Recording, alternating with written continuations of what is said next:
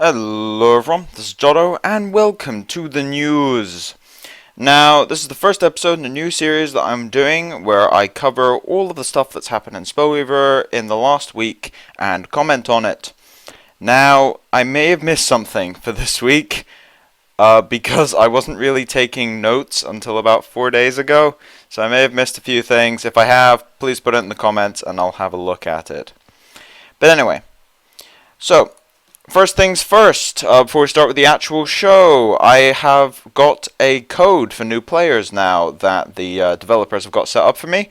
If you use JottoSpellweaver when starting up a new account, then you'll get 75,000 gold and also a Disquisitive Spirit Card Back, also known as the Squirrel. Yeah, when I started playing Spellweaver, I immediately nicknamed Disquisitive Spirit the Squirrel because it looks like a squirrel and that's a long name. So anyway, on to the news for this week. First things first, LidellFer won the Golden Ticket qualifier for last week, so congrats to him. And speaking of tournaments, we have the full and official tournament schedule now. So it has every single tournament happening. We also have new player tournaments, those are new. New and for new players. So we've got tons of tournaments now. I think it might be a bit oversaturated. This is a lot of tournaments. There's anywhere between 2 and 4 happening every single day. There's 5 on Sunday. But yeah, there's tons of them. What's the 5th one on Sunday? Oh, new players. Okay. But anyway, there's tons of them every single day. Might be a little bit of oversaturation, but we'll have to see if the tournaments are spread a bit thin. But anyway, so what are each of these tournaments now? Well, we've got the free ones, which is just you get to play in a tournament, and you get roughly rewards equal to how many. I think it's slightly more than the amount you get for just playing ranked and winning. So yeah, if you do really well, it's better than playing ranked. But if you do badly, not so much. But then you'll probably get to play in a bit more of a tournament setting. So free roll is a nice little addition. New players, these are for people that have just started out, since you need a new player ticket to enter. And the rewards are smaller, but you'll be playing against people that are also new to the game, which is always appreciated. This is a really, really nice addition because tournaments are a little hyper-competitive for new players, so it's nice that they've got this feature. Crystal Fiesta, this one's new as well. Well, relatively. So this is a more traditional tournament where everyone has an entry fee and then the prize pool is based on the number of people that joined. So in this case, first place gets 50% and then it works its way down. It's very competitive. It's only top 4 that even get prizes at all, and it has a maximum of 32, so you do need to do really well to get anything out of it whatsoever.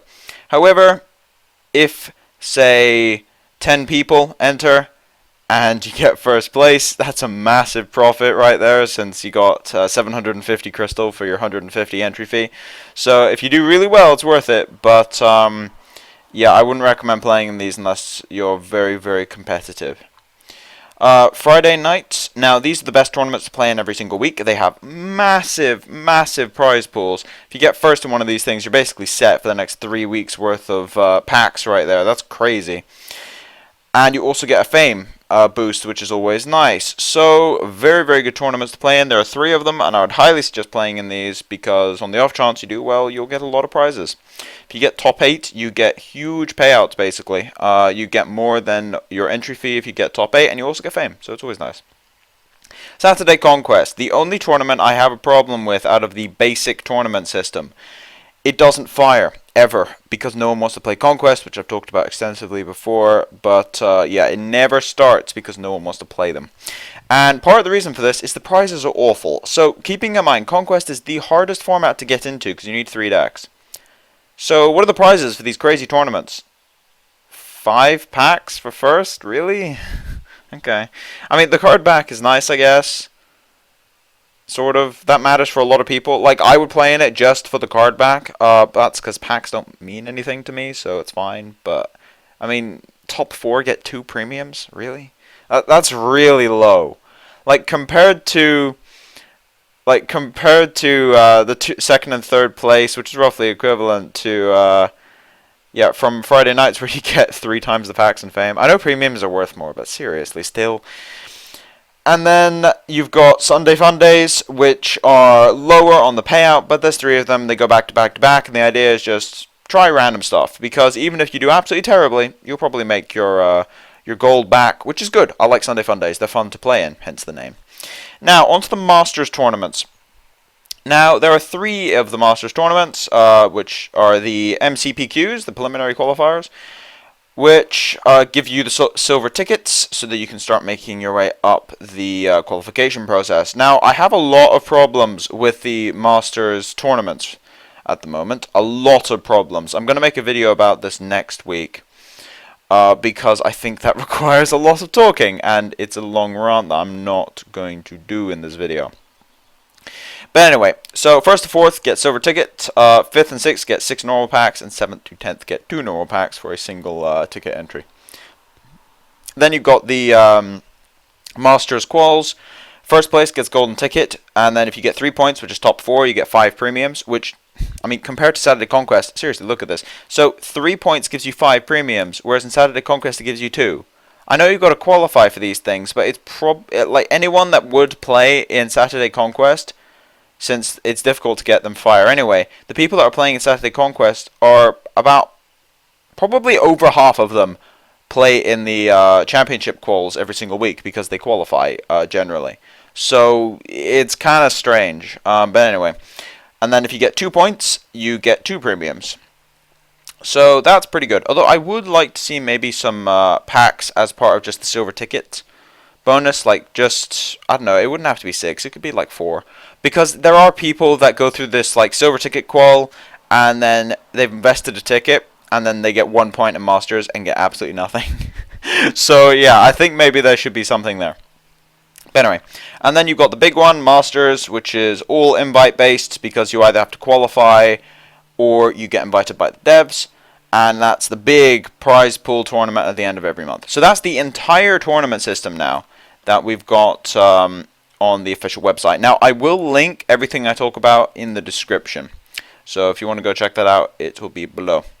So anyway, what's next on the list here? Well, we've got the launch of the community portal, Legends of Archadia. As we see, some images not loading properly. This is just the hero icons. But anyway, so this launched very recently. It's endorsed by the devs, and it has integration with the client itself. What is it? It's a stat and article sort of featuring website.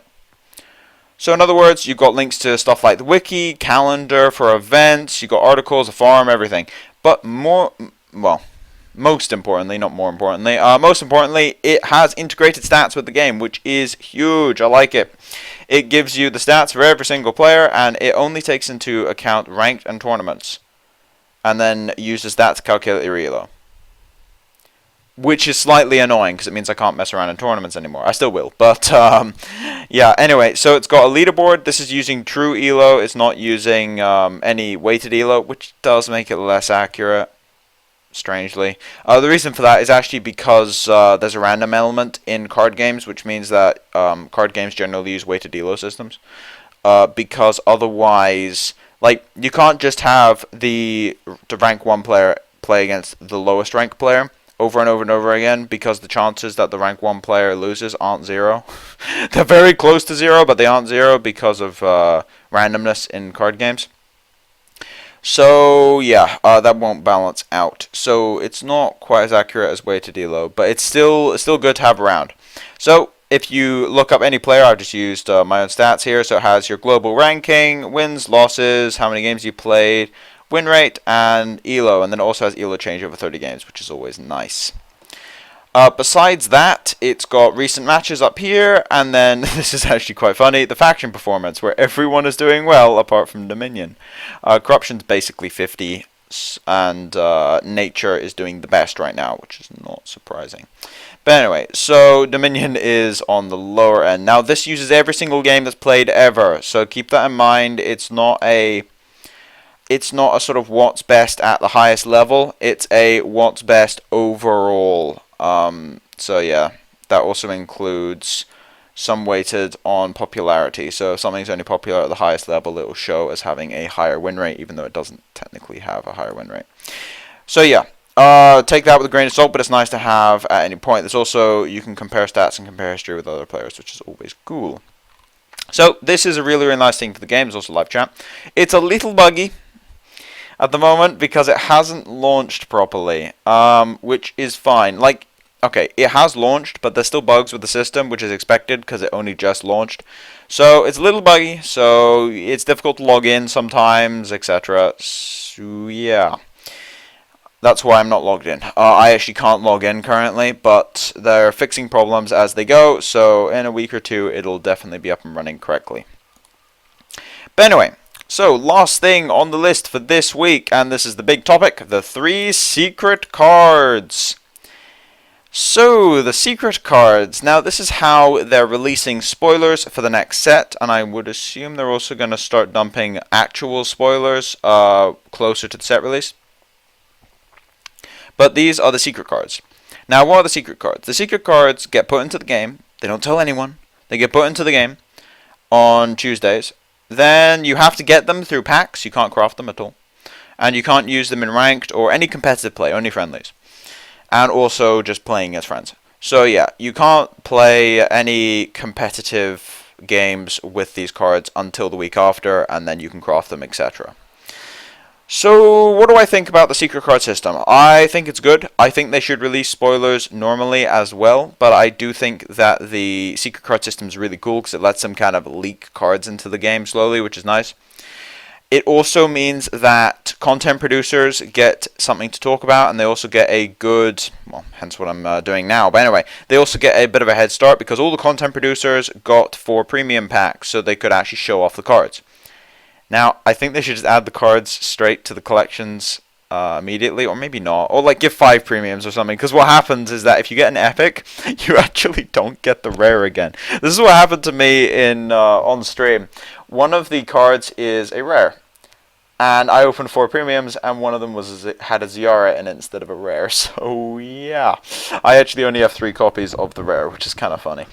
But anyway, so I like the way this is happening. It gives sort of like a big community event. I started streaming immediately after the patch went live, and just sort of showed them on stream. A lot of people hadn't seen them. Now, we did have data mined spoilers about 2 hours before it went live. I stayed away from the spoilers though, because I mean nowadays I don't get the feeling of opening packs anymore, because I have every card, so I'm just gonna take what I can get as far as that's concerned. So yeah, I did stay away from any spoilers, so the experience was good. So onto the cards themselves. Void Touch Subordinate, 2 mana, 1 wisdom, 0/3 with 3 speed. It is an uncommon. It can't attack at the start of your turn, decay 2 cards, and if you have a corruption level, that's cool. Whenever Void Touch Subordinate engages in combat with a creature, that creature becomes a copy of it at end of combat. This effect lasts indefinitely. Now, I have accidentally read that as until end of combat so many times. It's kind of ridiculous. So anyway, what do I think of this card? I don't like it. I don't like the design. I don't think it's playable. I hate it in trials, and I think it's backwards. Good start. So anyway, what do I not like about the design? Let's start with that. First of all, it's a 2-color card, which is fine. But the colors are backwards. So the automatic effect is at the start of your turn, decay 2 cards. Why is that on a wisdom card? This is a corruption effect. So it's a base wisdom card with a corruption effect on it normally. Then the corruption effect is a transformation, which is a wisdom effect. So that's backwards. It should be a corruption card with a wisdom secondary effect. Just from a design perspective. So I'm not pleased with that. It's also an incredibly complicated card because that transformation effect results in some very strange interactions. I actually don't even know all of them yet. It's weird, like, it transforms it permanently. So what happens when you bounce it? Or it goes into the graveyard, or you pacify, or I don't know, or there's a landslide. Who owns it? Like, yeah, that's a problem. I don't like the way that works. I like the idea of your opponent gets something transformed, and then they have to decay cards. The problem is there's no way of forcing your opponent to attack right now. So it leads to some very stupid games. Yeah, I don't like the games that this promotes. It's a very stally card, and it doesn't actually do anything positive for you. The reason why this is the case is because we talk about competitive playability. Let's look at matchups and what it does. So the idea is you self-mill, and it's at start of turn, not end of turn. Start of turn, so it's worse. It's at start of turn, so if you play this Void Touch and your opponent's just like Fireball or Assassinate, then you're kind of screwed because you just played a 2-drop in your Reanimator deck that didn't actually help you do anything. As opposed to a Vulture, which would mill 4 immediately, if you see what I mean. So there's a problem there. But the other problem is that if you play this Void Touch and your opponent's playing Angels, they just start going up order levels and then Word of Grace 3 times or 2 times and you're dead. So that's a problem. And then if they're playing Rage, they just kill it and attack. Or they just attack because you don't have the effect yet, because it's a corruption effect. So you play it on turn 2, and if they had, if they went first and you play it on turn 1, yeah, you can block. Good. But if you don't want to spark it out, you're taking damage you don't want to, and it causes some problems. So at that point, it's a worse Relic Guard. And against Rage, they can just kind of leave it and play Burning Rage, and then just play Phoenixes, and then remove them when they want to attack. So they can just kind of sit around and wait, because they've got Burning Rage. So they can kind of just sit back and wait for you to do stuff, and then just respond to it and kill you in the long run. And that seems to be the trend of every single deck I can think of right now. Wisdom Dominion doesn't care about this thing. They just leave it and then Cataclysm at some point. And Hate Bears just waits till they have a large board and attack you. So, and Drain just sits back and drains constantly. So it just doesn't seem to work in Constructed, because it's very dorky. It doesn't actually do anything. It just causes stalls. And also, if you play this in the mirror, oh my god, that's funny. If you play this in the mirror, or you play this against Mill, if you play this thing against Mill, your opponent's just like, sure, and just starts milling you to death, and you're going to lose, because you've got a 2-drop that effectively just took out 10 cards from your deck. So it does cause a few issues. It does definitely cause a few issues. Now, for Trials, never pick this, ever. Why? Because if you do, you're going to lose. Because the effect isn't the Wisdom one, it's a Corruption secondary effect, which means if you play it, your opponent can just sit back for 10 turns and watch you kill yourself, simply because of self-milling. So never pick this in Trials, but I don't like the card at all. I don't like the design, I don't think it's playable. Onto a card that I love the design of, and I think is very good, is Baseborn Recruit. 1 mana, 1 Dominion, 1/1 with 2 speed. It's a common, it's a human soldier. Forgot to mention, by the way, Void Touched creature type, Aurite Spirit, which means that Aurite is going to be a creature type now, and they're going to add it to all of the other Aurites, because they've stated after the fact for the expansion they're going to change everything that has Aurite in the name to Aurite in its text, which is fine. And it also means Aurite might be a tribal. So that should be interesting. So anyway, Baseborn Recruit. Now, whenever Baseborn Recruit deals damage, I keep reading it as whenever, but it's when Baseborn Recruit deals damage to a creature, put a weakness emblem on that creature. Which effectively means it attacks for 2. Which trades with every single 1-drop in the game, and also trades with most 2-drops. That's incredible. It also completely neuters a lot of 3 and 4-drops. This thing's insane. Now, let's not overstate this too much. It does die to hero powers and weakness counters and fiat. That's embarrassing. Yeah, it does die to fiat for free. So it doesn't exactly help in that regard. It also dies to AoEs of all kinds. So it is very good against creatures. Not so much against non-creature type decks, because this is the weakness of Baseborn Recruit and why I love the design of this thing. It is the king of 1-drops when it comes to actual creature combat. It trades with all of them, and it even trades up a lot. And if they have 3 HP, it weakens them permanently. Like, if this thing gets blocked by a Library Guards, the Library Guards is now a 1/2. A 1/2 is not exactly very threatening, and it will now die to your 2/3 with 3 speed, which I keep forgetting the name of, and it just will not be able to trade as well as it used to. And then if you put another weakness emblem on it, it's completely useless. It also works very, very well with Mutant. So what's the problem with it? It does 1 damage. Yeah, it can't really deal damage. I mean, you've got Spoiled Aristocrat to make up for that, but Baseborn Recruit can't really end the game, which is a bit of a problem. So while Dominion does have the best 1-drops in the game right now for creature combat, they've got Spoiled Aristocrat, which is amazing, and then they've got Baseborn Recruit, which is also really good. They do not have the best overall 1-drops in individual situations. They've got the best one for creature combat. Red has the best ones for actual pressure, like putting damage onto your opponent. And Corruption has the most utility in their 1-drops because they've got Vermin and they've got the Zombie, which allows you to be very aggressive, and that can also be used with a basic Nefaris' hero ability. Then they've got Vermin, which can be used with Flesh Sculptor and also as targeted removal. So all three of those factions, all three of the evil factions, have incredible 1-drops now, which is very, very nice, and I do like the way that's kind of panned out. Now, this will directly make Implants better because one of the only problems with Implants was consistency. Will it mean that it's going to become a top tier deck? Probably not. It has a very good matchup against Angels, but against a lot of the other decks, not so much. And that's basically the problem with it. So, I don't know if Implants is going to suddenly become good. It's definitely an improvement to the deck, and it's definitely an improvement to every Dominion aggressive type deck in the future, which is good. I like the design space they're opening there. Now, what's the only problem I have with this? The fact that it's common. Oh my god, Trials. No. So yeah, Dominion now have a common 1-drop that trades up.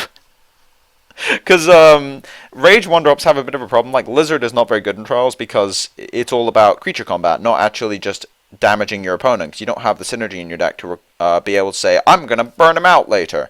So you have to get multiple swings in with creatures to do it instead, and Lizard doesn't do well with creature combat. Baseborn Recruit is lopsided towards creature combat, which is actually a good thing in Trials. So now they've got a common powerhouse. So yeah, Dominion's going to be very, very, very dominant in Trials again, which is a problem. But anyway, so overall, love the card. Felix the Lightsworn, the final card. 3 mana and 1 order. He's legendary, he's rare, he's a 3/3 with 2 speed and has support, which only really matters for Path and Grand Reunion. No, he can't be brought in off Grand Reunion, so just Path. But anyway, so as long as Felix is on the support line, it can't be chosen as a target of enemy spells, hero skills, cards, or card powers. At the start of your turn, move Felix to the front line. And this is cool. If you have 4 levels, 2 order and 2 generic, he gets +1 attack and +2 health. Now, this is an example of a card that has lots and lots and lots of text and is not overly complicated. I love the simplicity of it. It gives a lot of play. Each of these abilities gives a lot of play to the game. They all work in tandem, and they're all easy to understand. That's good. That's very good design. I like the fact that everything's easy to read, they're all separated, and they're not complicated in any way, which is very, very cool. I mean, as much as I dislike Void Touch Subordinate and its ridiculous complexity, I love Felix's complexity because it's complex, but it's not difficult to understand. So anyway, what do I think of it? So it has Numir's Blessing when it's on support row. Now, a bit of a comment about Numir's Blessing. It can't die to Harpy, it can't die to Storm, even though they're not targeted. It dies to Cataclysm, because it doesn't target at all, it just wipes the entire board. It still can get chosen for Infernal Tribute and Sanctum of the Void. Now, this one's weird to me, because I think the reason for this is because of the wording card powers and cards. So, Electrostatic Storm and Harpy, their abilities count as card powers, so it can't be chosen as a target by either of them. But Infernal is a card effect that is targeted to the enemy player, which means you're effectively targeting, and a card hasn't actually targeted, and a card power isn't taking effect. It's just the text on it, because a card power is an ability. So that's why Infernal works. And the reason why Sanctum works is because that is, again, targeted to the enemy player, but it's a hero ability. I actually don't know why Sanctum works. Because it says hero skills. Yeah, because Harpy also says, like, you have to target it and it's your opponent. And so Harpy, like, Infernal you can kind of make sense of, but Sanctum and Harpy work the same way. I actually have no idea why that's the case. I think I might make a post about that. That's strange. But anyway, Harpy doesn't work, Sanctum does. That's basically all I have to say there. I'm not sure why, but that's how it works. It could be that one of them's bugged. I mean, we know that Death Trap is bugged and Guardian isn't, even though they have the same text. They're supposed to both work the same way Guardian does, where only one triggers at a time. But please don't fix that, because Hate Bears is already strong enough right now. So do not fix that until the expansion comes out. Because apparently it's bugged, but yeah, it's already good. But anyway, speaking of Harpy though, when he moves to front row, random hilarious things about this. If you play Felix first, then they play Harpy, Felix will move himself to the front row, lose his protection, and die to the Harpy. So that's kind of awkward. But anyway, so what does this allow you to do? This allows you to get a free attack in past all removal on your opponent's turn, past being able to be attacked, past being able to be weakened in any way. You get a free attack in on the first turn after you play him. That's really good. That lets you swing in against red decks. They have to leave a fireball up, and then you just move them back. And then they're kind of, okay, do I fireball face now? So yeah, very, very good against red. Good against Hate Bears, because with a Cavalry Field Captain, you can take out an insatiable ghoul. So that's a very, very big thing, and they can't stop you from doing that without stuff like Tornado Outbreak. But if you play Felix, they play Ghoul, they can't Tornado. And if they play Ghoul, you play Felix. Yes, they can, but that's just the benefit of going first, 3-second. Although you can just spark them out. So I think you'll always get the Felix down first. I mean, they can spark out the Ghoul sometimes. It's a bit uncommon. But sometimes they can spark out the Ghoul, and that's when it causes a few issues. But usually the Ghoul can't attack that first time anyway, so you can just play the Felix on front. Or just play whatever you're going to play on front, so it's not actually too bad. So anyway, it kills ghouls is the point. It can't get landslided, that's huge. It can't be end of turn tornadoed, that's also huge. They have to actually wait a full turn to tornado him when he's on offense. And later on in the game becomes a 4-5. So a 4-5 basically can only be killed through hard removal. That's it. Now, random comment here, his level does not change. He stays as a level 1 creature, it just increases his stats. Same goes for Void Touch Subordinate. He gets the effect, but he does not gain a secondary level. So 4-5 is well, it's Zombie Giant stats, but with an extra speed. So 4-5 is very, very hard to deal with, and as a result will cause a lot of problems. Now in Trials, this guy's very, very good. Being able to get in past non-instant removal is kind of huge, but in Constructed, I'm not sure. I think he might fit in Angels as a 2-of. Maybe. Now, as a quick note, the ladder resets towards the end of next week, meaning that these cards will be legal in Ranked, and the next set of cards will not. The next set of cards will be legal in Masters, which is going to be interesting. But anyway, so Felix may be an inclusion in Angels as a 2-of, maybe. 3 is a bit clunky, I think, but maybe he's strong enough. I don't think he's super powerful. I think he might be strong enough in Angels. I think he's not as good as Base 1 Recruit, for instance. I think Base 1 Recruit is the best out of the 3. But anyway, thank you all for watching. If you like the content, please subscribe. If you have any feedback, want to ask me any questions, put it in the comment section below, especially considering this is a new series, so I'm very interested in what you guys have to say. If you'd like to support the channel directly, there is a link to my Patreon page in the description. But as for now, it's been Jotto, signing off.